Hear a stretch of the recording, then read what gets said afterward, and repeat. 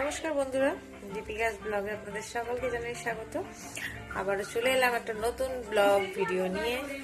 তো ভিডিওটা দেখবেন, আশা করছি ভালো লাগবে। আজকে হচ্ছে মঙ্গলবার, তো এখন সকালে 11টা বাজে। আমি এখন থেকেই আমার ভিডিওটা শুরু করলাম। আর এই যে তুহিনকে খেতে দিয়েছি, দেখছেন খাচ্ছে। তো আজকে আমি সকালে টিফিন করেছিলাম ওর বাবার জন্য, ওর জন্য কিছু করিনি। ও কচুরি নিয়ে এলো, নিয়ে এসে ও খাচ্ছে, কচুরি তরকারি খাচ্ছে। আর দেখো এটা ডোরেমন, চিনছেন না? যাই হোক, আমিও খাবো, একটু রুটি খাবো। আমি আর কচুরি খাই না, আমি খুবই কম। বাড়িতে বানালে খাই, দোকানেরটা একদমই খাই না, ভালো লাগে না আমার। তো চলুন ও খেয়ে পরে আবার ফিরে আসছি। চলে এলাম বন্ধুরা, আবার স্নান করে সমস্ত ঘরের কাজটা হয়ে গেছে। ঘর মুছলাম, তারপর হচ্ছে ঘর মোছা থেকে বাসন মাজা, মাছ ফাছ ধোয়া সব রেডি হয়ে গেছে। ধুয়ে মাছ ধুয়ে রেডি করে সব কিছু করে এলাম। এবারে রান্না বসিয়েছি।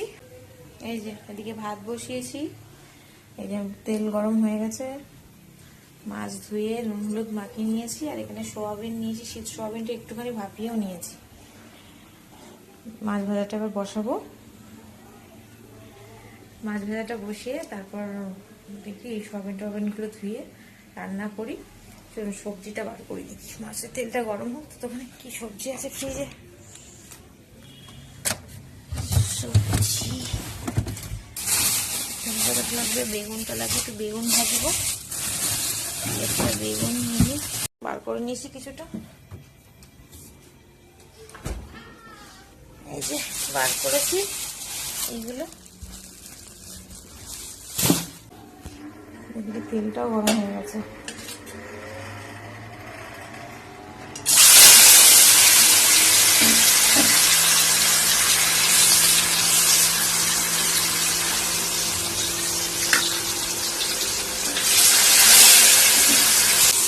সবকটা মাছ একবারে দিয়ে দিয়েছি, তারা হয়ে যাচ্ছে একটু। মাছ ভাজাগুলো হোক, আমি সবজি টবজি একটু কেটে নিই। তো ফিরে আসছি আবার সবজি টবজি কেটে দিচ্ছি। রান্না হয়ে গেছে, চলে এলাম আবার। রান্নাটা করে নিলাম ঝটপট করে, আমার দেরি হয়ে গেছিল। তো রান্না হয়ে গেছে এখন। চলুন কি কি রান্না করেছি দেখাই আপনাদের।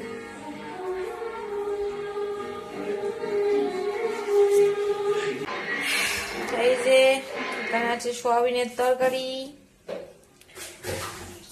সোয়াবিনের তরকারিটা সবার জন্য করেছি। আর এখানে মাছের ঝাল, মাছ আর কোনো ঝোল টোল করিনি, ঝাল করলাম।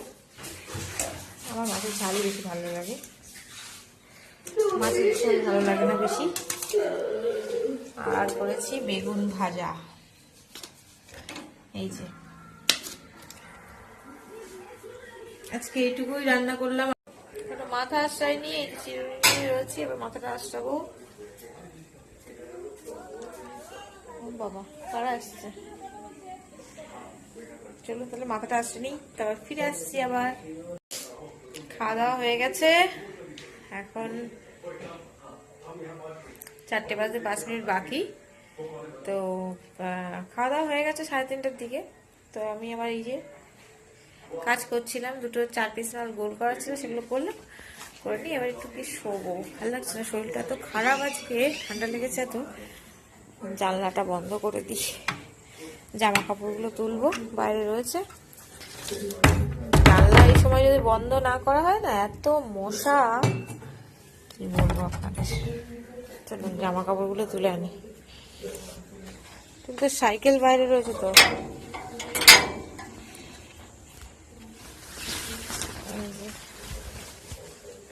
জ্যাকেট জামা দিয়ে রেখেছিল। সাইকেলটা রয়েছে বাইরে, আমি জামা কাপড় তুলে নিয়েছি এই যে হাতে। চলুন এবার ঘরে যাই।